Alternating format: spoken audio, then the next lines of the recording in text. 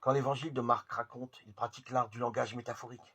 Il met deux phrases en tension, l'une avec l'autre. La première évoque une expérience que la communauté croyante met au fondement de sa foi. La seconde fait vivre un événement qui peut éveiller de l'intérêt pour cette expérience. Par exemple, il en va de Dieu qui instaure son règne, comme il en va avec Jésus dans la synagogue de Capharnaüm lorsqu'il libère un homme empêché par un esprit impur d'habiter sa vie propre.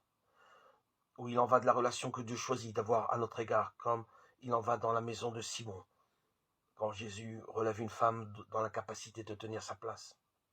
Ou il en va de l'action que Dieu met en œuvre, comme il en va avec Jésus, qui a saigné un homme lépreux exclu de toute vie partagée.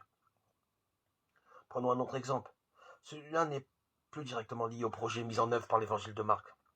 C'est une comparaison de la phrase que j'emprunte au sermon sur la montagne dans l'évangile de Matthieu. Il en va de la relation que Dieu entretient à notre égard, comme il en va du soleil qui se lève chaque matin sur les bons et les méchants, Matthieu 5, 45.